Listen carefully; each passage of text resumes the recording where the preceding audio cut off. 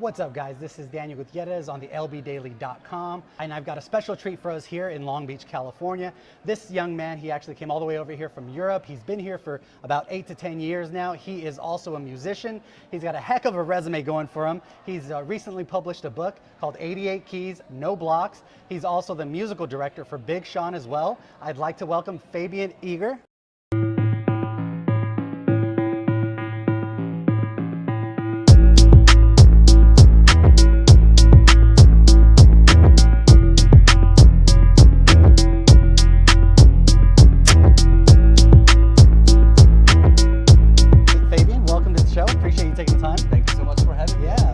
I didn't butcher the last name, did I? No, you're good. Okay, cool, awesome, very cool.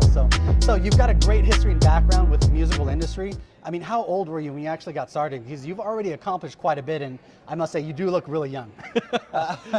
I'm not that young anymore, okay. I say. I'm 29 now, but I've been at it, since, I can't say I've been at it since I was 2, but I started making music when I was 2 years old. So wow. It's been a passion, turned into a hobby. And eventually, when I was in the teens, I managed to, turn into a profession. Mm-hmm. So yeah, I've been professionally in the industry for 7 years now. Good for you, okay. Yeah, so, awesome. I mean, at 2 years old, you must have had good direction. Your parents were into it, involved. Were they musicians as well, or were they just inspired to kind of get you out in classes and stuff? They were always very supportive. Mm-hmm. They weren't professional musicians, so to speak.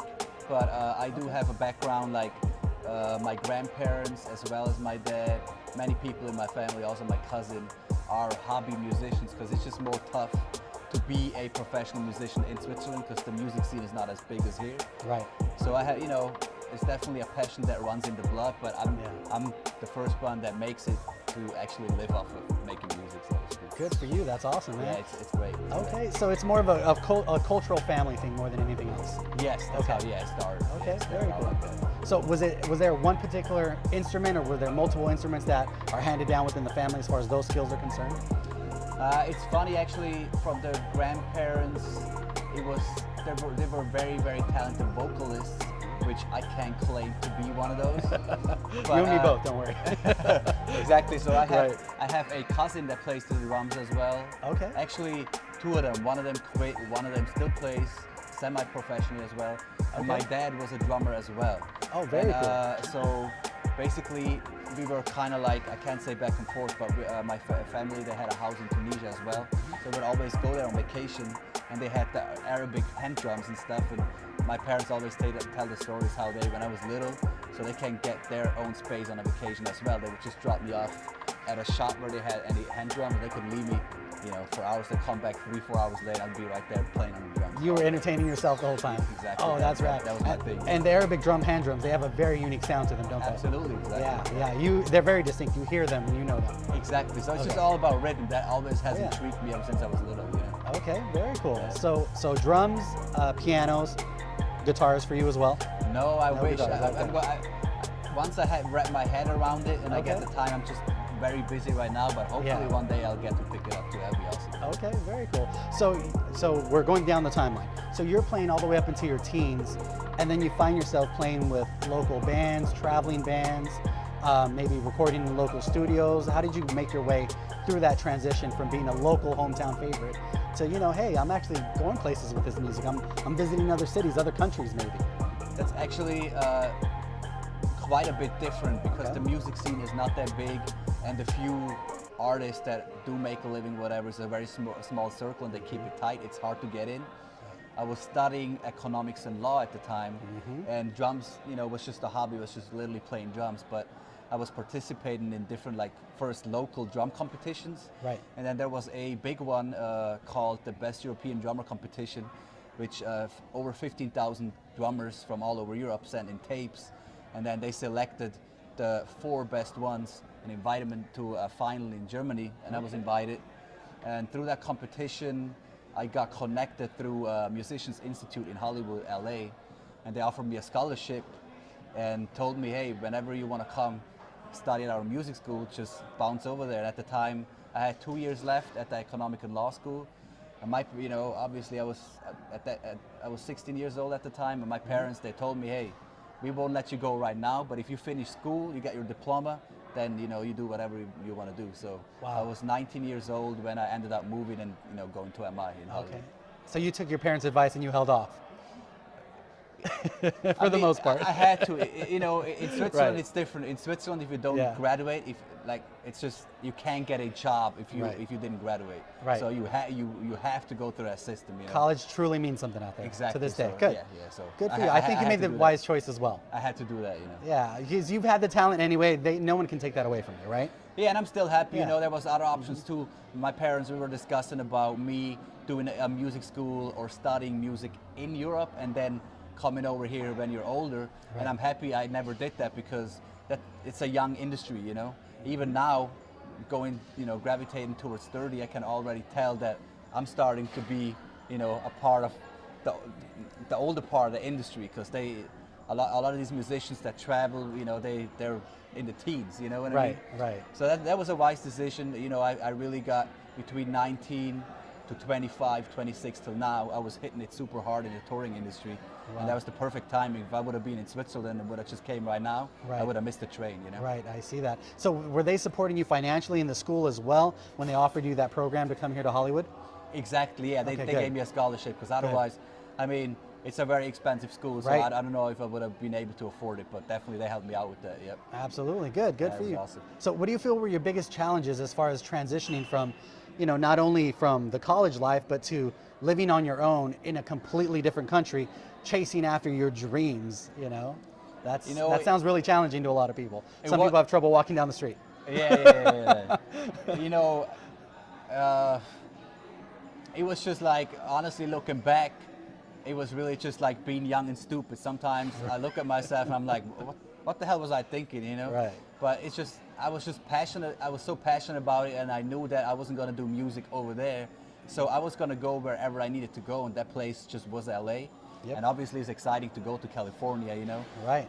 When I was in law school, I always had English lessons, and I was always the best in class, so to speak. So I'm like, oh, I'm fine, I'm good. I speak English. At the time, I thought I'm pretty Right. good. So there was that little language barrier, and at the same time, what I struggle with until today is that Switzerland in general, and most of all my family, obviously, because that's who I'm close to and who is involved with me, they're just not. People are so distant from an unstable lifestyle that's different than a 9 to 5. Like being an artist, like never knowing when the next check is coming in, never knowing how big that check's gonna be, never knowing what's next. Right. But till today, my parents, you could tell that they're worried about something not working out, or once it gets slow, which it always does at some point, because yeah. everything is always at the same time or nothing at all. Right. They have seen me go up and down on the roller coaster so many times, but even now, if things get slow, they still are like, hey, maybe you need to go back to university and get a regular job like everybody else, even though they see me tour the world, play Right. arenas, all, you know what I mean? So now you've also earned the title of being Big Sean's musical director. That's right. We all know what a director is. We all know what music is. Yeah. What exactly is a musical director, and what do you get to do for Big Sean? That's a great question. People ask me that a lot. Right. Basically, what that is, it's kind of like being the captain of a ship, so to speak. Mm-hmm. It's like any artist, whether it be Big Sean or any other solo artist, Britney Spears, whoever, when they go on tour, they got the tour dates booked, they got an album that they made, but how that album is being translated into the live audience, they don't know. You know what I mean? Right. Somebody has to. What songs are being performed? What song are we coming out to? Do we do an intro or do we go straight into the song? Do we do a remix of this song? How can we connect this song to this song? Basically, for songs to translate in a live audience, you have to make the emotions stand out even more than they do on the record. So when it goes really flat and really quiet, you have to go extra low and extra quiet in a live setting.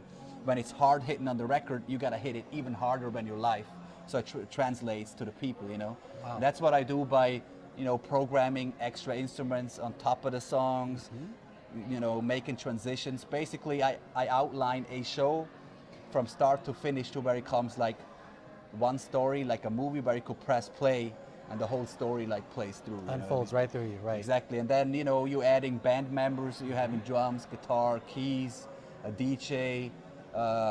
You tell everybody just like the coach of a sports team. This is your position. This is what you do. Here you play this. You play this here and that. You just basically put all the puzzle pieces together for the show to come alive like that. Beautiful, very cool. So full musical director, not only for the sound but also visually as well. Well, me, I don't do the visual concepts, but I'm the first one when the show gets put together. I do the musical outline, Right. and then that gets put into the creative director, and he then, off of the music, creates all the visuals that sit right with the arrangements With the that I sound. did. Beautiful. Okay, so it all starts with you. It all starts with me, and Got then eventually gets married with the lights and the screen content, and they might have dancers, all of that, but it all starts with the musical directing. Right. So people don't think about that. So they go into the concert, it starts off with a nice, cool, smooth groove, and then it builds up a big emotional excitement, loud sounding, getting that emotional pumping going. And at the end, everyone's emotionally and crying and tearing and excited because they had such an emotional experience. It was almost like a life-changing experience at the end of that concert. And that's because of guys like you. Exactly. People cool. understand and don't know and don't see Right. what goes into that. People just go to a concert and they think because this artist has really cool records, they had the time of their life. Right. But it doesn't work that way. There's a lot of people, a lot of effort, and a lot of money being spent into that, being a production that big and making you have the best time of your life. Oh yeah, the psychology behind that concept is very important. Yeah, it's very evident. sophisticated. There's a lot of work that goes I see into that. it. Very cool. That's really awesome, man. Good for you. Yeah, it's fun. It's great. So it shouldn't be difficult for your parents to really understand what you do now, right?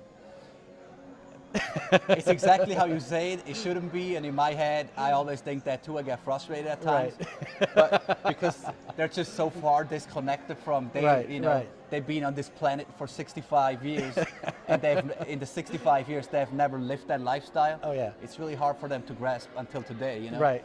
Like I said, they seen it because when I was on tour with Sean, they didn't, so to speak, like hang out on our tour, but they would. Right.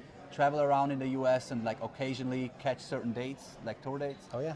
So they've seen me, play. They've seen me play in bars, and they've seen me play in front of 80,000 people. Yet until today, they still look at it as it more being of a hobby than being a job. Right. Of course. But it's okay. I completely understand. Yeah, my parents laugh when they realize that I'm making money off of advertising on things like Instagram and Facebook. Exactly. So for them, they're just being. They don't get it. They don't get it. They're being overprotective. They're always looking out for their kids. So right. if they don't actually know exactly how all that goes down for your check to be in your bank account, right. They're worried. It might be shady business, or I don't know exactly what it's called. You know what I mean? Internet money, go figure. Yeah, PayPal's a whole nother ballgame. Exactly. You know what I mean? Completely understand. Yeah. So moving forward now, you published an awesome book, 88 Keys, No Blocks. That's right. So, I mean, what led you to the idea of saying, hey, you know what, I'm working on tour all the time. I'm now going to sit down and actually write an actual book to teach young musicians on how to become a musician much quicker and much more successfully. So what was the motivation for wanting to sit down and actually do that? So it basically started with the musical directing gig for Big Sean too. I kind of naturally grew into that.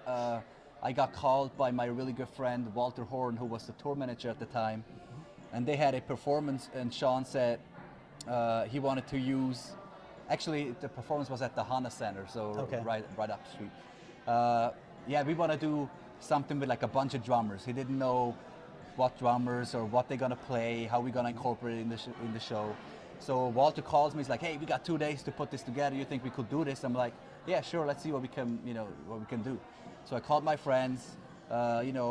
Chopped up some of the sounds. Did like trigger pads, electronic sounds, real drums. Kind of married acoustic drums with electronics. And we pulled it off in 2 days, and everybody loved it. Was super well received. We did that a couple more times also on Jimmy Kimmel, and then eventually just naturally moving forward, it got more musical. They wanted to add bass, guitar, keys, other elements, and since I was kind of like leading the project at the time, I slipped into the musical director role. So I already knew what a musical director does, and I had all these concepts that I had in my head. Yet I was just a drummer. And in order to like program and really like create songs and take them to the next level, you need to play more instruments so you can record all of that. So at the time, I just had the concept, and then would tell my keyboard player, hey, come on over, program this and that for me. So they kind of execute it for me. Right. Call the guitar player, hey, I'm hearing this in my head, put this on there. And you know, eventually it just came to the point like, this is not efficient. A, it costs a lot of money to having to pay all these people every time I need to arrange stuff. Right. And B, if I have a concept, I don't want to have to wait for other people to come and do it. I just want to be able to do it, you know? Right. Long story short, I need to learn how to play the keys and fast, because I don't have time to be practicing it. I'm on tour. I need to learn this ASAP, you know? Oh yeah. So also, while I was always traveling, it wasn't an option for me to take lessons and all of that. So I just had to like get the information like kind of from the internet, teach myself, like figure it out. And while I was doing that, I was keeping track, writing down notes of the exercises that I did. And yeah, it took me like a good year until I was like fully knocking out, you know, full productions all myself, play all the instruments, doing live shows. And, you know, I looked at the paper and I could clearly see it wasn't that many steps that I had written down. It was all very briefly. And the reason I had done that was because I just figured for myself, if I ever want to teach somebody to play the keys, whatever, I want to kind of remember how I did it. So Right. I just kept a couple of notes. And it was, you know, look at it, it's like, oh, this is like simple steps. And I could, you know, do a quick guide. And then with her input too, I was like, hey, why don't you just do a book? And I was like, that sounds really cool. It sounds really exciting, but that also sounds like a lot of work, which it turned out to be a lot of work. Go figure, right? exactly. But yeah, so eventually it came to life. Also, I also have to say, I wanted to make it really brief, really to the point, and very visual. So I came up with exercises that are fun, that are close to the live music setting. I wanted to cut all the theory. You don't have to be able to read music at all. You know, it's just hands-on. All you need is a keyboard or a piano, and you know, you start playing. So there's no music reading in the book. You don't even have to learn that. Really cool exercises that once you're solid with these exercises, you're really ready to go in the music world and play a gig. Incredible. Or make a record or whatever. So I also wanted to translate it visually, and didn't want it all to be text. So I hit up a friend, Amos. He's a super talented illustrator that works for Pixar and Disney. He's the young guy that does all the animated films. Okay. And so he came up with the amazing art direction, and I was super blessed that he did the super cool, you know, outlines for all the pianos. He made all the visuals for the book, and it just, you know, Very cool. stunning. I loved it, you know. Here's a copy of it here now. 88 keys, no blocks. Exactly. Beautiful illustration, as you can see. Yeah, so we started out with the Beautiful, well cover, done. and then, you know, I just let him do his thing. I didn't give him any notes. I just kind of said, hey, on this page, I want this or that, and he just knocked it out. And I almost had no notes. I'm like, Just off hey. of your description, right? Yeah, exactly. Very I was cool. like, hey, boom, here it is. Beautiful, You know what very cool. And thank you for the copy, by the way. Yes, That's awesome. absolutely. Look forward to it. I mean? So yeah, probably since you know, it was a big process to put this book together, I probably will not be writing a book in the next time, you know, not anytime soon, but I might. I don't blame you. Yeah. People ask me a lot about why don't you do it, you know, for drums, but it's hard because I started playing drums and I, you know, learned how to play the drums when I was 2 years old, so I can't remember. I couldn't tell you now step by step this is how I did it, because it's just been too much time, Right. you know. And the whole drum world is so intricate for me, goes so many different directions, and I have, you know, such a big knowledge in drums gathered within the 30 years, you know, Right. that it probably would have to be a series of books or anything like that. I'm not gonna say, you know, that will never happen, but Right. probably not anytime soon. And then, Okay. like you say, the That's guitar, respectable. if I ever end up picking up the guitar, who knows, maybe that'll be something All similar right. to this book as well. That'd Hey, be I'd love to awesome. try that one as well. Yes. Very cool. Okay. So what's next for you? What's next for Fabian? There's actually a bunch of projects. I'm finishing okay. up the sound design for a short film, which is actually Amos. Okay. He got a short film coming out. So you know, I scored all the sounds in the film. I was working on that earlier today too. Actually, I was mixing it with a Oscar winner. So that was a really cool insight. You know, it's a whole new world for me. Right. I'm doing that. Then I have a show in New York on the 30th with Jay Hart and Kygo. That's for the New York City Pride. Very cool. All right. It's going to be a really cool show. Right after that, I fly from New York to Switzerland to pick back up with an artist that I'm musical director for by the name of Luca Henny. Luca Henny. Okay. He's a Swiss artist. He's blowing up super big, so they're booking all these shows. So they told me, hey, there's a lot of stuff happening, so you got to be over there. So Good for you. That's what I'm doing. Very cool. Yeah, you're definitely staying busy. Trying to. Awesome. You know, Yeah. Well, trying to. best of luck to you on the new project, and hopefully you take to the movie industry as well and continue pushing with that. I know there's a lot of opportunities, and that never slows down. So. Exactly. Certainly. Best of luck to you. Thank you so much for taking the time with the lbdaily.com. Thank you for Fabian having me. Eager, I appreciate it. Thank you so much, man.